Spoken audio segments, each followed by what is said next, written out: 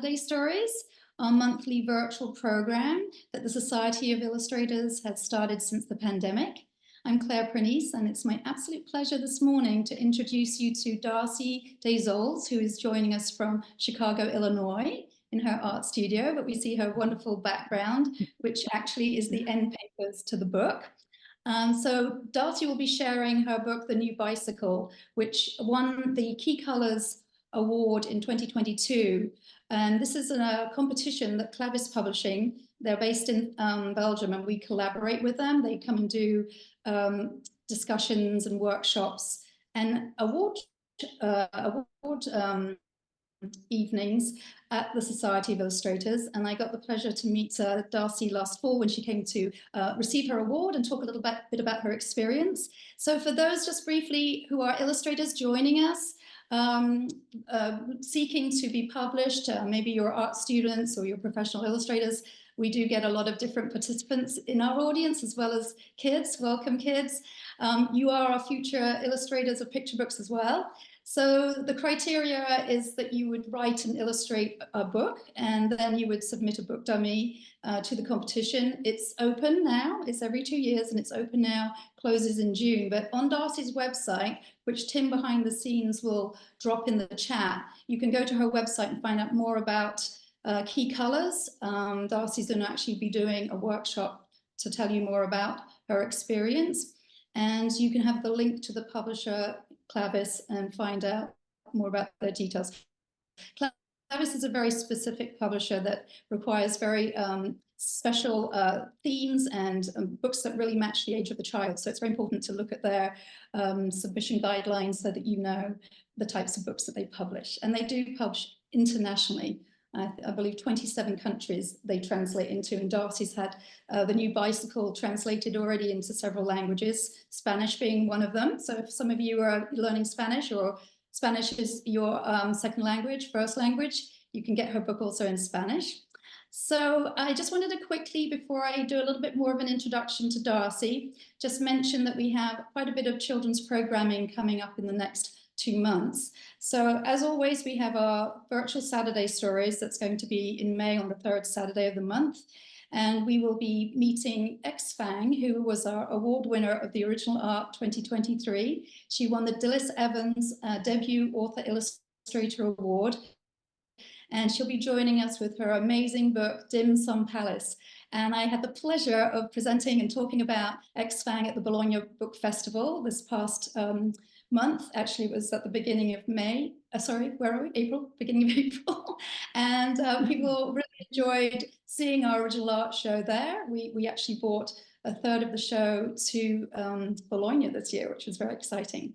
Anyway, so we'll get to meet X-Fang. That's on the 20th of May. And then we also have, sorry, the 18th of May, I beg your pardon. And then we also have, because it's Asian Heritage Month, I'm very excited to let you know that we have 3 Asian illustrators that we're representing and featuring for May. So in person, on May 4th in the morning, we have our picture book spotlight with Hae-won Young, who is from Korea. And she will be talking about her book, Not Perfect, that she illustrated, and doing a workshop related to that book. I'll be there to introduce her and help her with her workshop.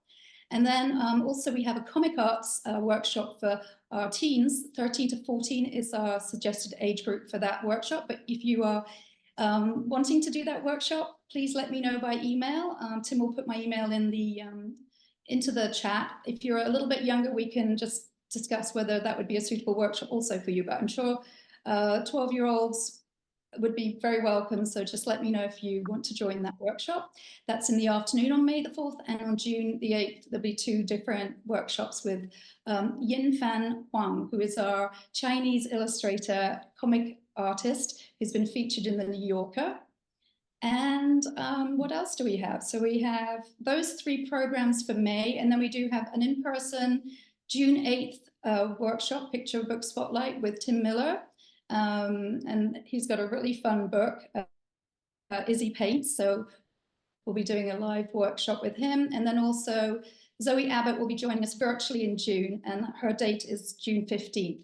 So that's my updates with children's programming. Oh, one last thing, we have an after-school Zoom for a month of May. I'm teaching that on Thursdays from 5 to 6:30. Age group is 8 to 12-year-olds. And just so that you know what my students are capable of, not only did they have their first art show last fall on dragons, we also are selling stickers. Their stickers are featured on the sticker sheet. And it is the year of the dragon, everyone. Makes a very cute sticker gift. And lots of 12 different dragons illustrated by students of creating characters and stories. So more going on always at the Society of Illustrators. Check out our website for our exhibits right now and any other virtual programs. But without further ado, I am going to introduce you to my special guest, Darcy Day Zoells. As I mentioned, she's joining us from Chicago. So Darcy actually was pretty much raised in Chicago, but had some travel as well. So she lived in California for 5 years. You'll see a little bit of that in her presentation. She also lived in Switzerland, where her daughter was born. So she's had some interesting experiences seeing how picture books were created in other countries, and that's inspired her as well. She went to Northwestern University in Chicago and graduated in art history and studio arts. I love Darcy's style. It's very whimsical and very imaginative. And the new bicycle is a great story of what you can do on your bicycle, right? Because you can ride somewhere, but you could also use your imagination, as Mari does in her story here. She really goes on a wild adventure. So this is a great story for our travelers, our global explorers, to use their imagination and think about where they could travel to.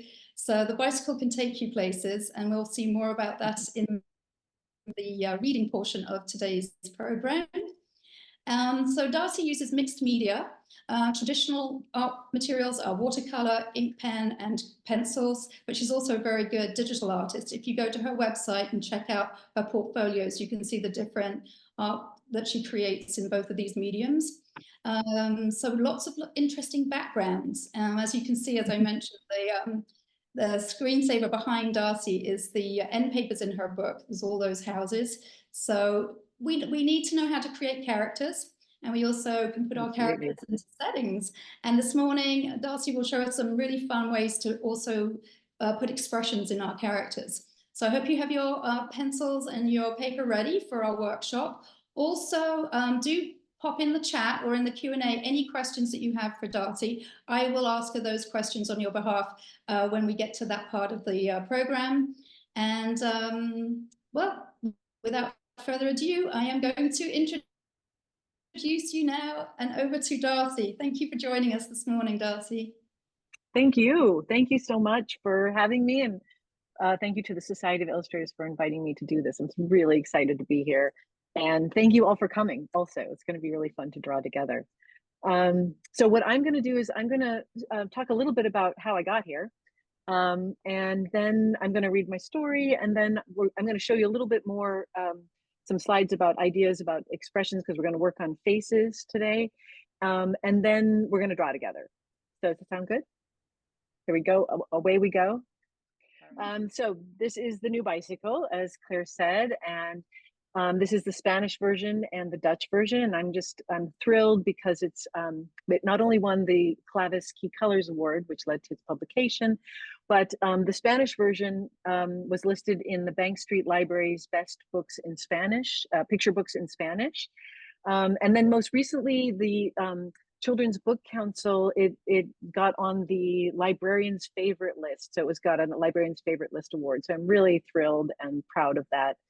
And then I also have just heard from Clavis that it's going to be published in Brazil. So we're going to have, that's my Brazilian flag.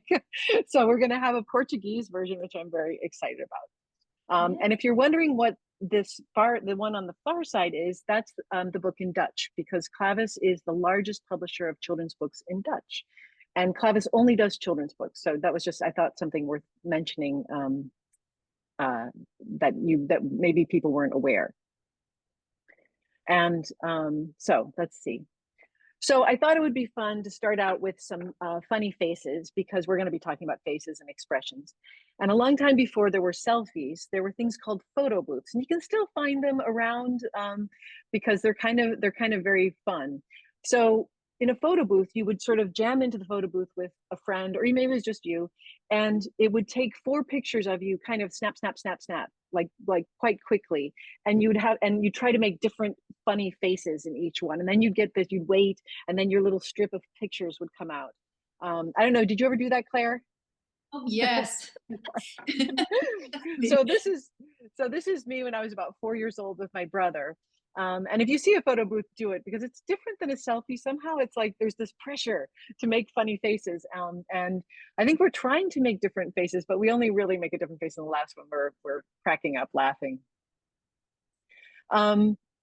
And the next 2 pictures are from the time that we lived in California, which is was the inspiration for the new bicycle. So I'm about 7 in these pictures, and I'm wearing the same thing, strangely. I don't know that they were taken on the same day. That was kind of my uniform, this sort of sweatshirt that my brother had worn out, so it was really, really soft. Loved that. And then these green pants, that was like my uniform. And in this picture, I'm giving my pet toad a bath. Toads and frogs are going to figure kind of throughout this presentation, but we caught these in California. It's kind of desert, and these were toads that I caught, I think, in our yard. And my mother gave me or made up an aquarium, and I made a little habitat with a pond and sand, and tried to teach them tricks. Toads don't do tricks, apparently. So I would have them what I called walk the plank. They would jump down a plank and into the aquarium. Eventually they did survive my care. Eventually we let them go, but every once in a while I'd pull them out and I'd squirt them with water because I thought they needed a bath. I don't know. We also had a dog. It was a lot more fun. The dog was a lot more fun. The other picture is my mother reading with me. And we didn't have a whole lot of books in our house. We had this 6 volumes of a book that was hers when she was a child. And it had everything from nursery rhymes to nonfiction stories. And it looked like this. So there were 6 volumes. This was my favorite volume. This had my favorite stories in it, and they were illustrated. Now, they were not, I never felt like they were illustrated enough. I always wish there were more pictures, and maybe that's why I became an illustrator. But this was the main book that we read when we were when we would sort of settle down to read. And if you can see, this book was published in 1928. The first version of it was in 1920. It's almost 100 years old. But it was these beautiful illustrations. This was one of my favorite stories. This was Snow White and Rose Red, which is not the Snow White of Disney fame. This is about 2 sisters who befriend a bear. It was that one and the 12 Dancing Princesses. And I don't know, my father must have read them a million times to me. But I love the illustrations. Luckily, I had another source of picture books. So it wasn't just what we had at home. Just up the street, built at about the same time as that book was published, was this building. And it was at this time it was built as a home, but when we lived there, it was a library. And so this was when I learned to ride my bike, and my parents decided I could go out with my friends or on my own. This was right up at the top of our street. It was maybe only like a block away, or maybe even like a half a block away. And it was this gigantic park. And this building that was the house of the people who built it was inspired by the architecture of India. It was beautiful. It had these arches and beautiful tile work. And that was my library. That was, and it still is a library today. But that we would go up there. I'd go up there with my sister, who was a bit older than me, and she'd be doing homework, and I could look at all the picture books that I wanted to and carry home as many as I could carry from the library. So we spent quite a bit of time there. And it not only had the library, but there were playgrounds and things. I tried to get a good picture of that, but can't really see it. But there were playgrounds and park picnic benches. There was also a Japanese tea house with a koi pond. So it was kind of on stilts on this koi pond. It was very beautiful. And then you can see the mountains behind the library here. There were wild paths that went into the mountain, and you could also go on those wild paths. And that was something that my mom was never really interested in doing. So when I could go up on my own, I was able to go and explore a little bit more the park, the places that I'd always wanted to go. And that was really my inspiration for the new bicycle, because it was just like the whole world up there. And this was something that I had kind of forgotten about until after the book was published, but there was a graveyard up there. And it's where the family is buried and their pets. And I think if you see here, there's a pyramid. So you might be seeing a pyramid later on, but I didn't remember that when I was doing the book, actually, but it was there. So I thought that was kind of an interesting thing that came up later. So I've always loved to draw. And I sort of early on, well, I'm going to show you some pictures from early on, but I always loved to draw, and I drew on anything my mother would give me. So you don't always need a sketchbook. Drawing can happen everywhere, anywhere. So this is when I was 3 years old. So I was trying to draw some figures when I was 3 years old. I was getting legs on and arms and face, and working on that. When I was 4 years old, this is, I think, something quite interesting. My mother, I think, drew this pencil face, and then I tried to copy it over and over and over again. And again, it's just on the back of some forms that she was probably working. She just gave me forms to draw on while she was doing something else. But what I think is kind of interesting is that as artists, as you are and I am, you're always drawing, and it's always practice. You're always kind of practicing. And so even at 4 years old, I was practicing, and I love to draw. By the time I was 5 years old, I know, I was getting a little more expression in those faces. So here I have like a scared face. And I don't know if I did these at the same time, but then you've got the witchy face, this kind of scary looking face. So I was experimenting with different emotions, and that's something we're going to do in our drawing at the end, is we're going to experiment with motions. But it doesn't even have to be this. It can be very simple, and very simple changes can change a lot in the emotion of a character.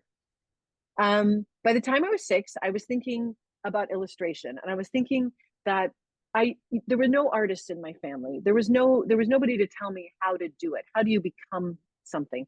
And when I would look at artists, I'd think, oh my gosh, all the artists that I would read about, they had it was very difficult life. They had a very difficult life, and they would never become famous until after they were gone. And I thought that's so hard. But if you're an illustrator, you're actually making something. And so I kind of focused on illustration really early, because I loved picture books. I loved the pictures in picture books. And I thought, well, that's a way I could be an artist and like do something like a real job. So this was not a bestseller, but this was one of my first attempts at doing a book when I was about 6 years old. It's just on lined paper. I like to draw dresses at that time. I can remember I really loved drawing fancy dresses. And so this was just really a catalog of fancy dresses. And then I sort of stapled it together. I don't think there are too many words in it. But I very early on was thinking I should write something that I can illustrate. So not a bestseller, Pretty Women of the World, but it got me started. I was also interested in learning more about techniques and things. This is from a little bit later, but I'm working on perspective in these pictures. And it's not perfect, but I thought this was really funny. I just sort of found this in my mother's things when I was going through stuff. I drew this table, and then I looked at it and I realized there was something wrong with it. And so then I looked at a real table, and I made notes on it. So I didn't redraw it, but I made notes on here so that the next time I drew a table, I would draw it correctly. And I only show you this because I think sometimes it's good to go back to your work and look at it and think, did I do what I was intending to do? Did I achieve the purpose that I had? Does it look the way I wanted it to look? And how could it look better? So kind of always evaluating and working on your art, and maybe even making notes on it like that, so that the next time you kind of remember, I want to do it correctly, or I want to do it in a certain way. So when I was about 7 years old, I had developed, I was in school, of course. I had developed a sort of a style. And so my style was I always had like a sunshine, and it was always sort of radiating out. And then I had these sort of cartoony animals, usually a lion, not sure why, but always was a lion seeming. And then this sort of landscape of these sort of hills. And that was from, my mother was an embroiderer, or she did embroidery, crewel embroidery. And if you look at a lot of crewel embroidery, they have this kind of landscape of hills with like a pattern of stitches. And so that was kind of where that was inspired from. But because I drew this over and over again, like I would draw in this style, like whatever I was doing, I was kind of drawing the style. It led to my first commission, which was from my second grade teacher, Mrs. Oldchurch, and she asked me to paint her car. It was super exciting. She brought her car over to our house on a Saturday, and we painted one of my signature sunshines on her car. And that was a really big.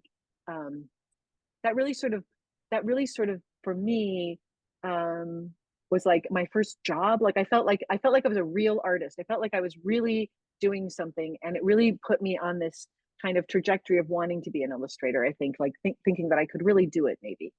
Um, Next year we moved, and in my autobiography I have a whole chapter dedicated to my painting of my teacher's car, and then I illustrated it. So this is that chapter.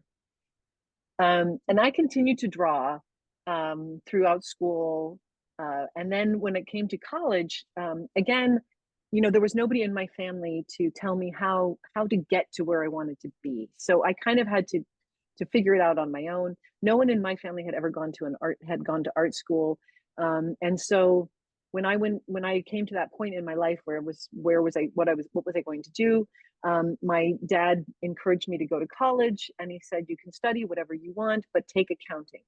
And I said, and I did that. So I went to college. I studied a lot. I studied art history and studio art, and as Claire said, but I also took accounting. And I only mention that because sometimes we get this in our minds that someone who is in art or is good at art isn't good at math or isn't good at something else. And I just want to say that's not true. You can be good at lots of things, and you know, knowing a little bit of accounting, knowing math is not a bad thing. It can help you out even with your artwork. So doing, you know, dimensions and things like that. So I just feel like sometimes kids will block off one side because I'm an artist. I don't do science. I don't do math. But actually, you have a lot of advantages if you can do other things as well. So I encourage you to take math and to take it seriously, and to take sciences and take them seriously. And the combination of those two things can be really powerful. And some of my favorite artists, it's a combination of science and art, and it is amazing. So I continue to draw. One of the things that I really love drawing are landscapes and crazy buildings and crazy cities. And I would say this is a picture from the first book that I illustrated. This is the final page of the first book. And I just wanted to say, I see sort of a connection between these two pieces. So really from the beginning, from those early days, and then to now, I really see a connection between my work then and my work now. I don't know. But again, I was playing. So these are more cities that I did. Some are real, some are imaginary. This is real. This is Paris, but always done in kind of an imaginary way. This is Switzerland, where we lived for a little while, again, in an imaginary way, but it's a real place. But then this is a completely imaginary city that I drew. And I was just really having fun with these images. But I also really love to draw crazy buildings. And so I would draw crazy buildings. And again, this is like play, but you know, when you're playing, you're also practicing all the time. So these were some crazy buildings. I'm just going to point out the frog legs. I don't know why, but there were frog legs, toad legs, they're coming in everywhere. I never realized that frogs were so big with me until I was preparing for this presentation. But these kind of crazy houses were some of the first things that I showed in my portfolio. And then they led sort of directly to the new bicycle. So these are some of the very early drawings that were done before the new bicycle was even a book. It was these sort of fun drawings that I was doing of these crazy houses. And then I was riding the train to work, and I would draw these crazy houses, and then I would come home and I would ink them, and I'd cut them out, and then I'd cut out different pieces of paper. And very early on, there was this, I thought, well, who's looking at these houses? And there's this little girl that showed up, Mari, and she's riding her bicycle. There were no words. It was just play. I was just having fun, like you were doing probably every day when you're drawing. I was just having fun with it. And so see if you can see some of these pictures, how they came through in the final book, because in the final book, they're going to look a little bit different because you're always doing revisions. And then of course there was the story that kind of developed after a time, but some of the things actually stuck stuck and stayed with the story. So, and then I wanted to show you, so this is where, I just thought you might be interested to see my studio because you can't actually see it behind me. I actually work up here in this loft, so in this balcony, and it's very narrow and very messy. So, so it's hard to show like behind me. You won't see much behind me if you're looking. You're just seeing sort of the ceiling. But I thought to show you some pictures. This is my dog Bo. And then this is my table. I look out over train tracks. So there's a lot of different trains that come through here, the L. And I see the sunsets from here. So I really love this big window that I have. And my desk again with my paints. I didn't have a dedicated studio until we moved here about 5 years ago. So again, I was drawing and painting wherever I could find space, mostly dining room table. So now I have a nice dedicated space. I don't have to move my paints, which is so nice. But then again, a lot of my work is done on the computer. So here's my studio here, and then right around the corner is my my computer and my scanner, so that I can, and that's also a lovely luxury I have now, is that everything is kind of consolidated in one area, so that I can kind of quickly go from one to the other. Because that's my work now is done. I do watercolor, pencil, pen, and ink, and then that's scanned at the computer, and then those, and I'm going to go into that a little more when I do the demo. So anyway, just wanted to show you where I am, where I live. And now I thought we could read the book. So I'm going to stop sharing the slides and go to the thanks. Thank you, Tim. And I'm going to share. Yeah. Are there any questions? I can answer questions now if there are questions. No. I think people are just enjoying absorbing everything right now. But okay. Yes, do ask questions. Write them in the chat or over at the Q&A section. Any questions that you have for Darcy, do let me know and I will ask your questions for you. Thank you. Okay. All right, so let's get into it. The new bicycle. And here you have my end pages. And you can see that Mari's on a very small bicycle. So, you know, when you're growing up, sometimes your bicycle doesn't grow with you, and you need to change bicycles. Because I don't know about you, but when I was riding a too small bicycle, my knees would like hit the handlebars and hit my elbows. So here she goes. She's going down. This is her neighborhood, and she's going to go right into the story. And here she is looking for her new bicycle. So she's at the shop, and her parents are there, and she and her dog are looking. And I call the dog Bo because my dog's name is Bo, but he's not really named in the story, but we'll just call him Bo. So she and Bo are looking at the new bicycle that she's hoping for. And here she goes. Mari's new bicycle was bigger, bolder, and brimming with possibilities. When she pedaled fast, her new bicycle nearly flew. I don't know if any of you know the story of the Baba Yaga, but I think she's a little bit nervous about this house on chicken legs. The bell on her handlebars seemed to sing hello, hello. And here's the noisy neighbors. We're the noisy neighbors, so I had to put noisy neighbors in there with a piano on the 5th floor. Mari's new bicycle had 2 baskets. The front carried little loads, but the back could handle even more.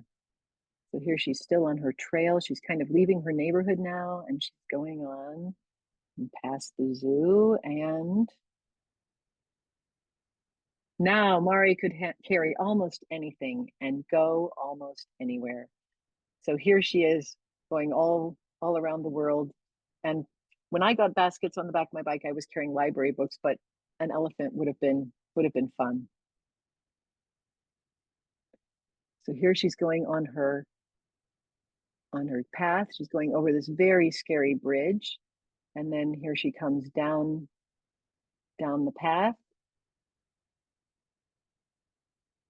Mari could follow the path no matter where it led, even all the way to, where's she going to follow it to? We're going to talk about faces, and I'm going to do another a few slides just to talk about different faces and give you guys some ideas. But I was going to share, if any of you have access to an iPad or Procreate, I thought you might be interested to see a little. This is just a little exercise that that I do on. And what's cool about Procreate is that there's a function on Procreate where it'll show you every mark you made. And so this was just a little exercise that I was doing on faces. And it's going to show every mark that I made. So that's first using a gouache brush and then just the Procreate pencil. And it's similar to something we're going to do today, because what I think is helpful is that sometimes to isolate whatever you're trying to do, to sort of isolate the face. Like here, I simplified things down to just these circles and then just those simple brushes. But it helps you to kind of experiment and play with different kinds of expressions, different kinds of mark making, and that kind of thing. So I'm going to show just a couple more slides. Okay. So just once again, just so that you know, and so you have a little bit of a moment to get your things together. Any kind of paper will do. I'm suggesting like a copier paper or just even lined paper, 8.5 by 11 lined paper. You should be able to fold it. That's one thing. It can be scrap paper as long as it has one clean side. I'm all about scrap paper because sometimes it takes pressure off of you. This is just for fun. We're just playing. But anyway, that's the kind of paper you need. And then just something to draw with, whatever you feel most comfortable with. If you like to work with pencil or pen or marker, whatever, it'll all work for this little demo that we're going to do. And so I did this just to show you. So this was I just challenged myself to do lots and lots of circles and fill this entire page. And the only rule I had was I wasn't going to do hair. I wasn't going to do facial hair or anything like that. I just want to do eyes, mouth, nose, maybe ears, and circles, and do as many different ones as I could. So sometimes just pushing yourself to do something like that, like I'm just going to do different faces on each one, that can give you some, that kind of experimentation can break through different, and maybe you find something in there that you really like. Like, for example, I really like this one where the eyes were different sizes. Normally we're always making eyes the same size, but that creates a whole different feeling.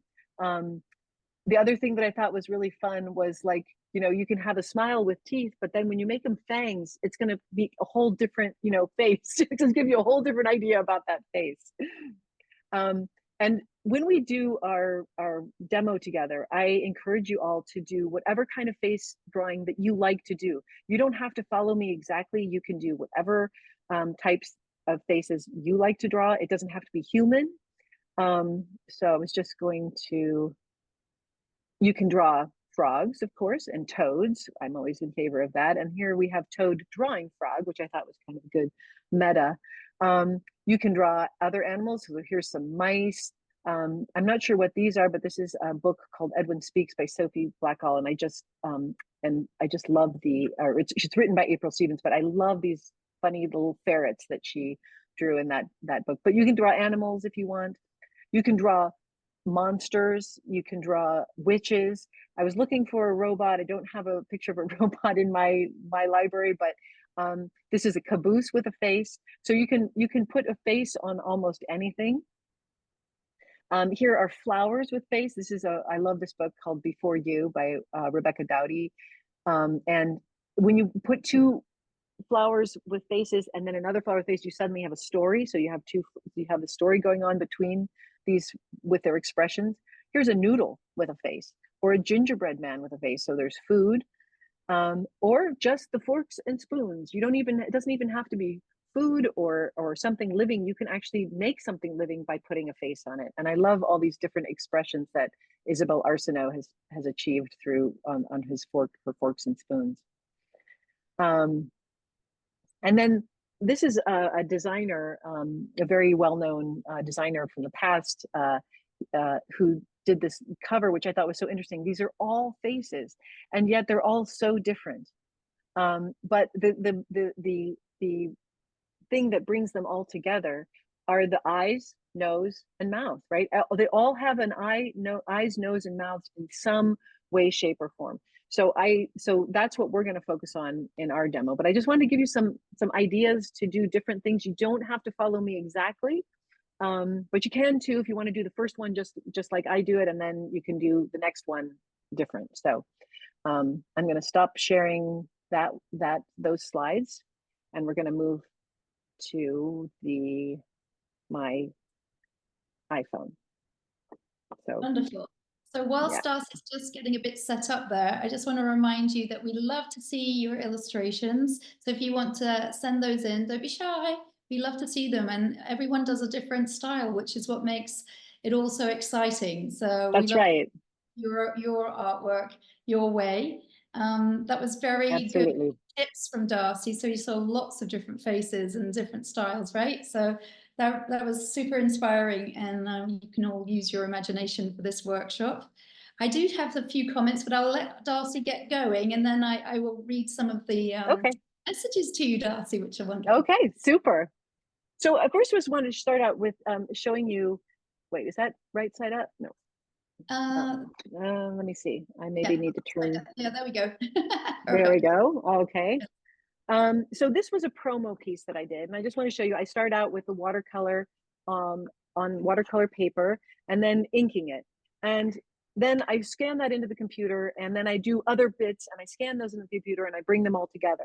But I wanted to show you about a really simple thing that I changed on this particular promo, which are the eyes of the frog. So when I first started out, I wasn't quite sure how I wanted to do it, and all the eyes are looking in different ways. This is the finished promo piece.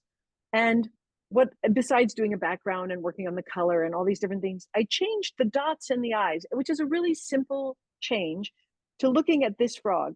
And by changing all the eyes to look at this frog, who's looking at that frog, and they're having this be my Valentine, it creates a different story. And so I just want to point out that sometimes changing a little something very simple, like where the eyes are going, can create story. And that's what illustrators do. You're telling a story with your pictures. So the exercise that we're going to do, or the demo that we're going to do, is actually sort of a modification of something from this book, which is called Making Comics by Linda Berry. And she's a comic book artist, a graphic novelist, but she's also a professor at University of Wisconsin. And this book and two others, they're quite a lot about her her philosophy of teaching, but she also has exercises in it. And I still do exercises myself because it's fun, and it also is practice. And these are some that I did from her book. This is not what we're going to do today. And again, this is just on lined paper. It's nothing special. But I like to practice too, and I like to have fun too. So you never stop having fun. Okay. So the other thing I wanted to do very quickly is just go over, for those of you who want to follow more precisely, and I'm just going to use a Sharpie marker because that's the easiest thing. That makes it, you can see it much better. So first we're going to talk about eyes. The simplest kind of eyes we could make are dot eyes, right? So, and again, if you want to do something more complicated, and you're comfortable with that, that's fine. But I just wanted this to be accessible for everybody. So we're just going to go over the simple. The next kind of eye you might want to do is a dot with a line. And that can make you look in a certain direction, can also maybe make you look angry. So a dot and a line. You can also do a dot and a line that way, and you have a winking eye. You can have closed eyes. You could have dizzy eyes. So these are just some suggestions of different kinds of eyes you can do. Also, maybe you want to do an eye that's a little more complicated, a little different. So any kind of eye you want to make, that's fine. But I just thought to give you some suggestions. And now we're going to talk about mouths, because our experiment, this is an experiment. Our experiment's going to be with eyes and mouths. So there are lots of different kinds of mouths you can do, and they can be really simple. There's a smile, but there's a small smile. What does a big smile versus a small smile? What about a sideline like that, sort of a smirk? Of course, you've got the frown, but you've also got kind of a confused mouth. You can also have a mouth that's full of teeth, or that's saying, oh, or that's hollering. Maybe the mouth is saying something. So I just wanted to sort of open up your minds to the idea that it doesn't have to be very complicated. It can be very simple, and that there's lots of ways to draw mouths and eyes. That's very simple. And again, if you want to do something a little more complicated, a little bit, because that's where you're at, that's just fine. Can you guys still hear me? Yeah. Yes. Okay, Yes. good. Wonderful. I think my earphones just lost power. Oh. They kind of went. Bloop, bloop, bloop, bloop, bloop. Okay, so get your piece of paper, and we're going to do a little bit of origami first. We're going to take the long edge of your paper, and we're going to meet the other long edge of your paper. So first, we're going to fold the paper and make a crease there. Use your nails to crease. You can also use a pencil to do the creasing. And now we're going to take that piece of paper and we're going to turn it this way. So now we've got a long rectangle, and we're going to take the short end and we're going to fold it up to meet the other short end.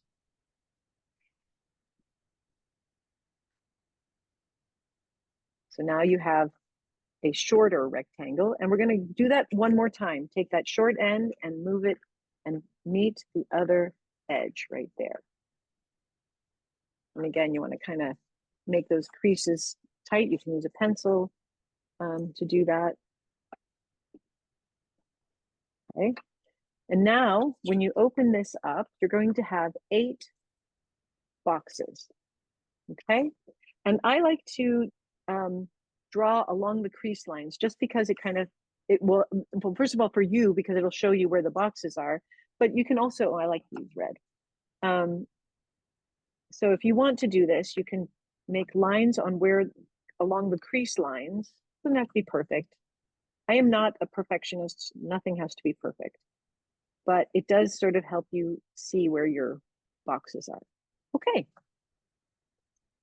So now get your writing tool, your drawing tool, and we're going to make the shape of the character's head. Now, if you're doing a robot, that might be a square. I'm going to be doing a face. I'm going to try and be drawing Mari. So I'm going to be doing an oval, but you feel free to use whatever shape you want to do. And we're going to do the same shape in all of the 8 boxes, okay?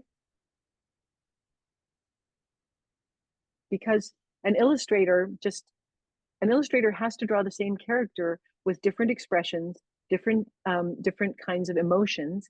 And so sometimes that can be a challenge. So that's what we're going to kind of practice here. So we're going to be trying to draw the same character in all 8 boxes, okay? But doing different things. So try and make that shape, whatever shape you choose, fairly similar. Okay, so now I've got my first 4.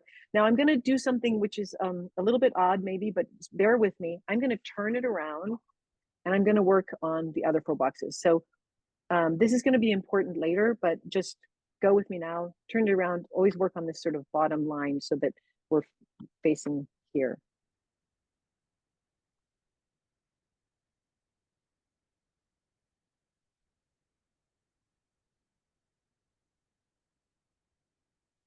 Okay, so now we have our 8 heads, or yeah, heads.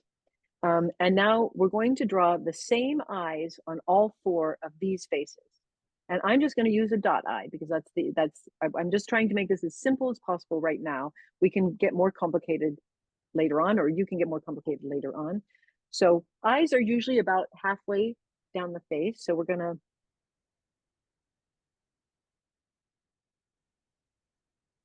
do the same eyes on all 4 of these faces. Okay, now we're going to turn it around and we're going to do the same mouth. This is where the experiment part comes in, on all of these faces. Now, normally I'd be saying, what mouth do you want me to do? But as we don't have a lot of, as I can't hear you, I'm just going to do this mouth.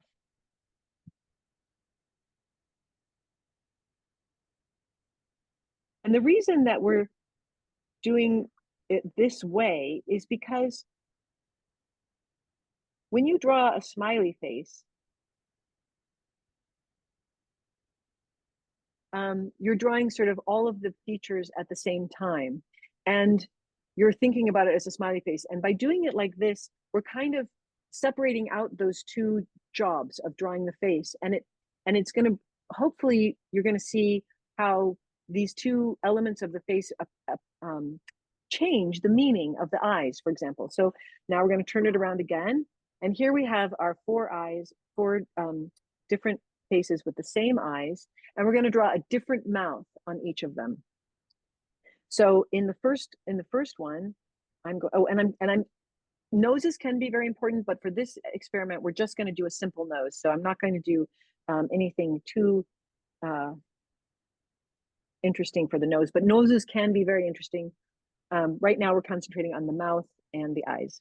So in this one, I'm going to draw an O mouth, like oh, and I think that kind of makes the eyes look a little bit surprised, right? This one, I'm going to do a big grin. And now, even though these eyes are the same, they have a different meaning to us because of the combination with the mouth. I'm going to say a few comments in just a moment, Darcy, but I actually had a request from somebody who asked if we can zoom in on you. You don't need to change anything. I'm just going to ask Tim behind the scenes if he can just take us out, because we're on the side, and maybe we're not on the side at the moment. It's easier for everyone to focus just on your drawing. So Tim, if you take us out on the side, that way everyone can see just Darcy drawing and hear her speaking, and then maybe we can come back in after the workshop at the end to say more things. So I think that might help. So sorry to interrupt you, but I've had some lovely messages. That's fine. So they can't see what I'm doing? Is that the problem? No, they can. Absolutely. We can all see, but I think somebody wanted to see it a bit more zoomed in, which I can try and bring this down a little bit. Would that help? Maybe. Well, I didn't want you to see that. Okay, maybe there. We just want to see the whole overview of what you're doing. Yeah, okay. That's very good, actually. All right, maybe problem solved. Thanks, Darcy. I don't know. Well, they can. If I think anything else, Tim is going to have to do it for us. But yeah, no, but I think you don't want to get so close that we lose the whole. Yeah, that's good. Right. You can see every little face that you're drawing. It's beautiful. So we've got like some very nice comments. Everyone's really was enjoying your presentation. Oh, good. Wow, so lovely, especially the houses. They're amazing from MJ. And Erin says, so creative. I love it. So everything, there's another person that I'm going to just mention as well who's written in the Q&A. So I'm just going to pass on a message from Teresa. Thank you, Darcy, for your honesty and your story of studying art and accounting is so real and relevant for challenges of this time. You're truly an inspiration, and that's from Olympia, Washington. So, that's so kind. Thank you. So, yeah, ask any more questions, everybody. Don't be shy, and don't forget, we'd love to see your drawing. So, keep drawing. Okay, well, we're not quite finished yet, so let me just keep going. So this one, I want to maybe have her yelling, saying something. We don't know. So now we're going to turn it over again, and we're going to draw different eyes. So on all of these, we're going to have different eyes. So in this one, maybe she's, oh wait, we got to do the noses here. Maybe she's looking to the side. In this one, maybe she's dizzy. In this one, maybe she's kind of being quiet. And in this one, well, this was an eye I didn't, maybe she's a little bit surprised. So you can see how with the smiley face, with the mouthful of teeth rather, it can mean different things by the different types of eyes you put with it. Like this one's a little bit scary, kind of freaking me out, that one. This one, a little bit like she maybe looks like she's a bit dazed. So I keep calling this Mari, and it's not really Mari yet. So now we want to add in things that are going to make this character be our character. So you might have different things that you want to add, but you're going to add them all to all of the different things. So what do we know about Mari? Mari always is wearing glasses. So we're going to put glasses on her. And now she needs ears to hold up the glasses. So I got to put the glasses on. This one's a little bit harder to do the glasses because her eyes are kind of big there.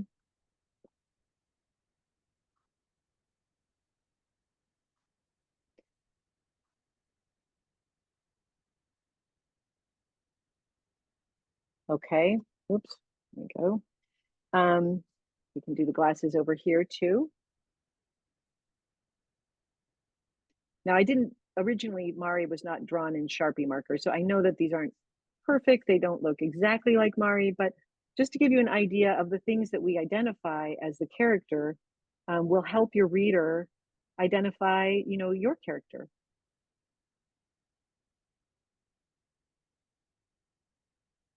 Okay. What else does Mari always have? Mari always has bunches. She has hair bunches, sort of. So we're going to make her hair bunches here. And she always is wearing her bicycle helmet, of course.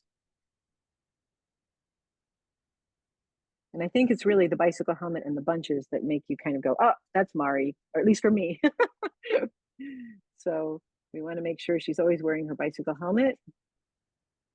I'm a big proponent of bicycle helmets. And her hair bunches.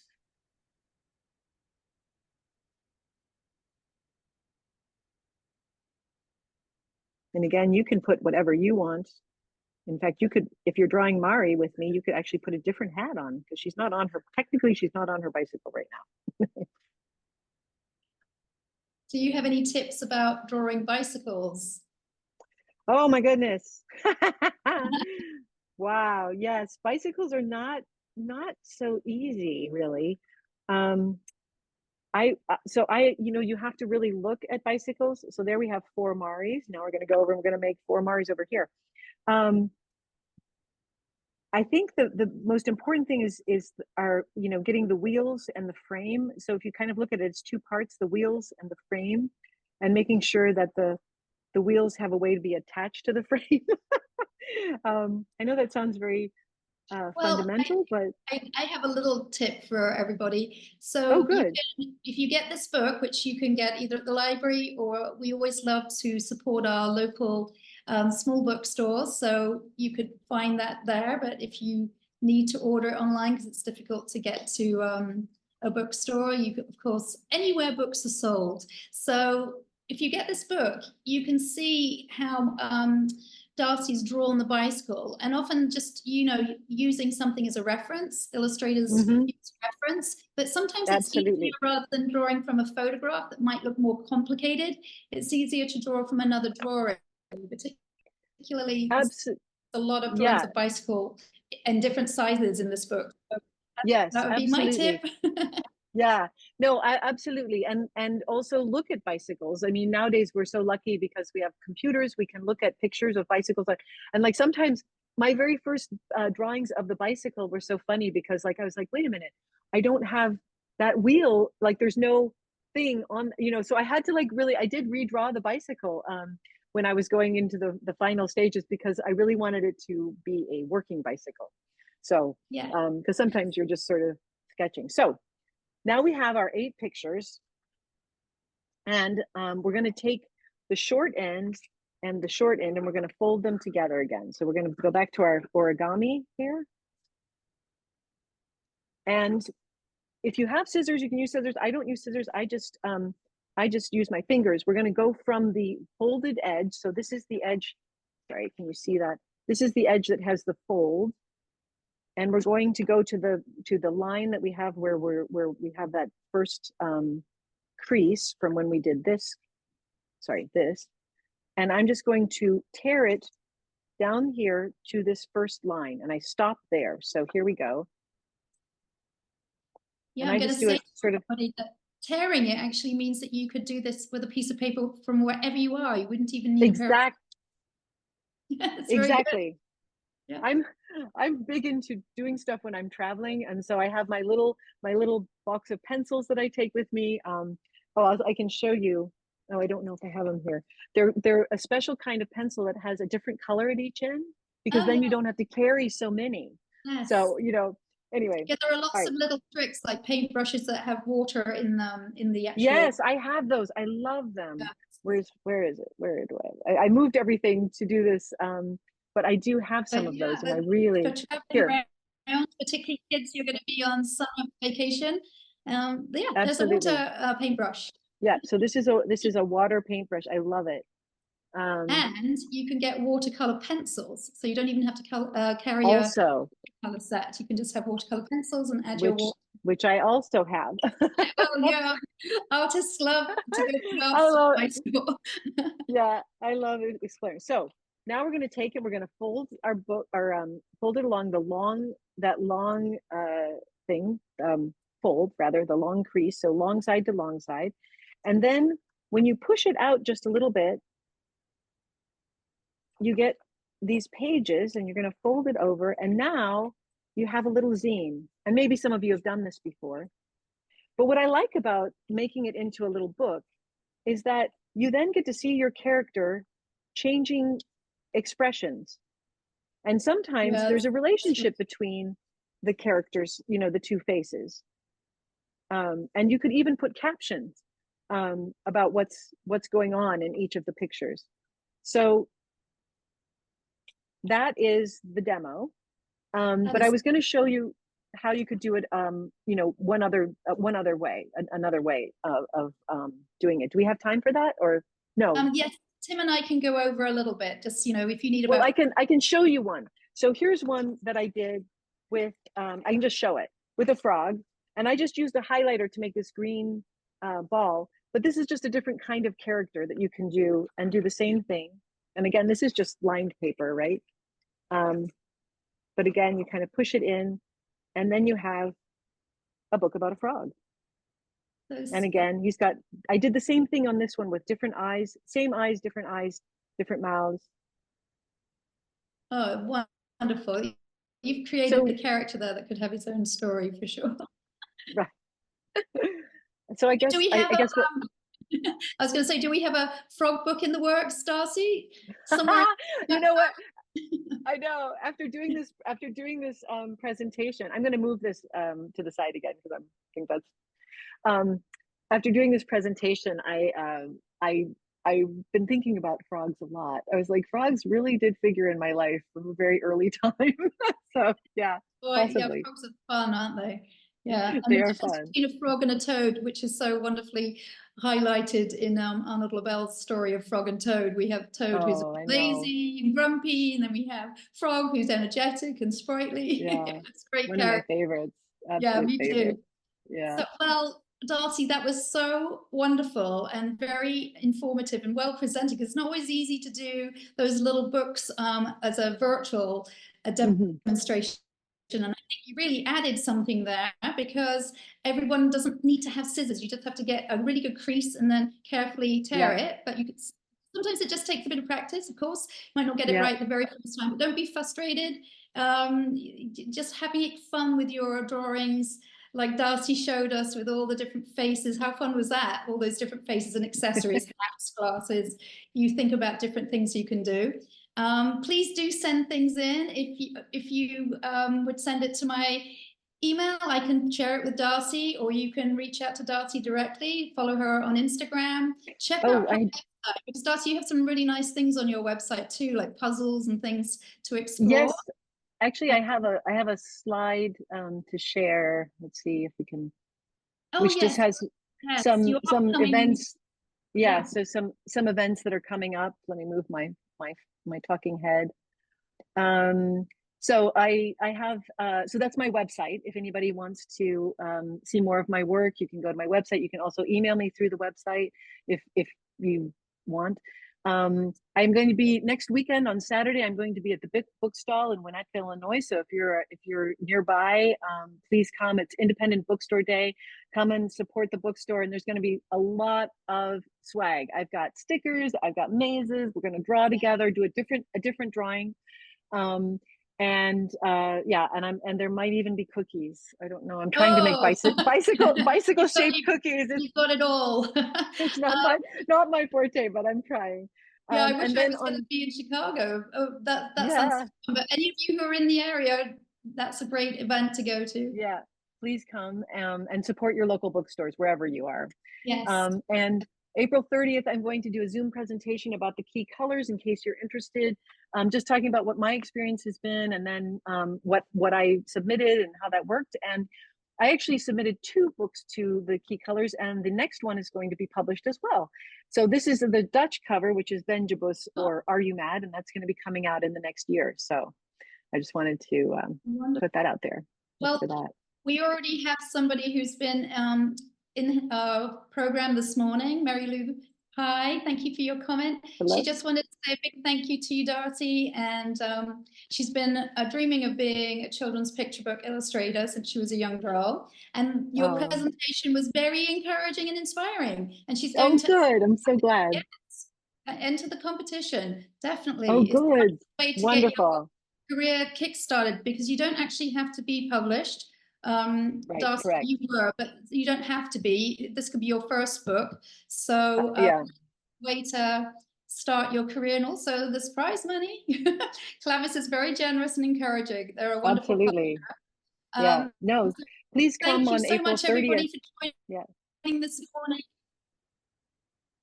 Yes, and join Darcy for more information about that. Check out more Yeah. books by Darcy and send in your illustrations, please. And have a wonderful rest of your week. I'll be seeing some of you in person at the Society of Illustrators for some upcoming programs.